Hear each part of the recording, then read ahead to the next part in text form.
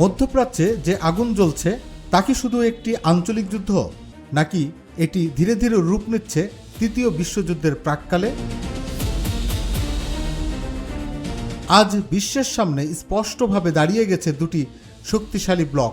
একদিকে যুক্তরাষ্ট্র ও ইসরায়েলকে ঘিরে পশ্চিমা জোট, অন্যদিকে ইরানকে কেন্দ্র করে তৈরি হচ্ছে নতুন কৌশলগত সমীকরণ, যেখানে রাশিয়া, চীন এবং উত্তর কোরিয়ার সমর্থনের বিষয়টি আন্তর্জাতিক রাজনীতিতে বড় আলোচনার জন্ম দিয়েছে।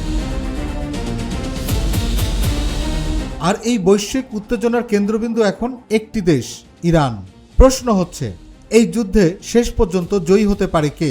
কারণ যুদ্ধের শুরু থেকে এখন পর্যন্ত উভয় পক্ষই সম্পূর্ণ ভিন্ন ভিন্ন দাবি করে আসছে। যুক্তরাষ্ট্র বলছে, ধারাবাহিক বিমান হামলায় ইরানের সামরিক শক্তির বড় অংশ ধ্বংস হয়ে গেছে, কিন্তু বাস্তব পরিস্থিতি যেন ভিন্ন কথা বলছে। কারণ যদি ইরানের সামরিক শক্তি সত্যিই এতটা ধ্বংস হয়ে যেত, তাহলে কিভাবে তারা এখনও প্রতিদিন নতুন নতুন ক্ষেপণাস্ত্র ও ড্রোন হামলা চালাতে পারছে? কিভাবে ইসরায়েলের গুরুত্বপূর্ণ সামরিক স্থাপনা এবং যুক্তরাষ্ট্রের স্বার্থ সংশ্লিষ্ট লক্ষ্যবস্তুতে একই তীব্রতায় আঘাত হানছে? বিশ্লেষকদের মতে এখানেই রয়েছে এই যুদ্ধের সবচেয়ে বড় রহস্য। কারণ আধুনিক যুদ্ধ এখন শুধু অস্ত্রের লড়াই নয়, এটি তথ্যেরও যুদ্ধ। মিডিয়া নিয়ন্ত্রণ, প্রচারণা এবং মনস্তাত্ত্বিক যুদ্ধের মাধ্যমে অনেক সময় প্রকৃত পরিস্থিতি আড়াল হয়ে যায়। এদিকে আরেকটি গুরুত্বপূর্ণ বিষয় নজরে পড়ছে।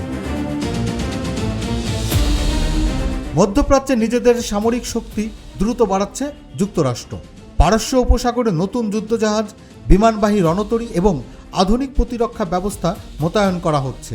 প্রশ্ন উঠছে, যদি যুদ্ধ ইতিমধ্যেই জিতে যাওয়া হয়ে থাকে, তাহলে কেন এত দ্রুত সামরিক শক্তি বাড়ানো হচ্ছে?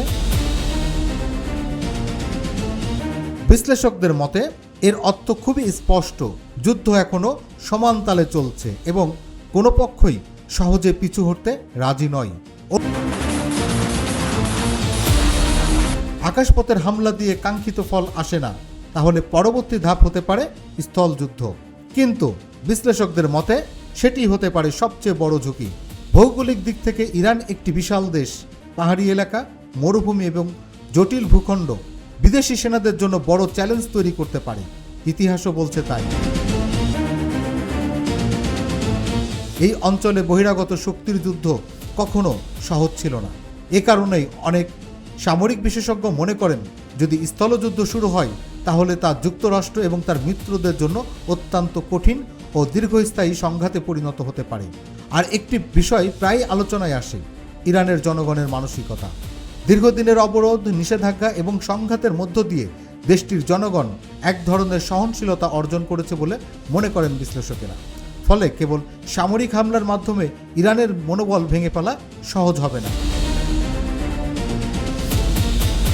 সব মিলিয়ে মধ্যপ্রাচ্যের এই সংঘাত এখন এমন এক পর্যায়ে দাঁড়িয়ে আছে, যেখানে প্রতিটি সিদ্ধান্তই পরিস্থিতিকে আরও বড় যুদ্ধে রূপ দিতে পারে।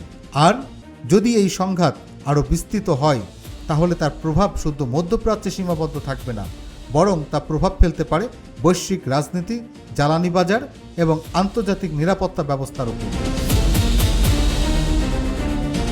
তাই এখন সবচেয়ে বড় প্রশ্ন, এই যুদ্ধ কি সীমিত সংঘাত হিসেবে থেমে যাবে, নাকি ধীরে ধীরে এমন এক সংঘাতে রূপ নেবে যার প্রভাব বদলে দিতে পারে পুরো বিশ্বের শক্তির ভারসাম্য? সময়ের অপেক্ষা।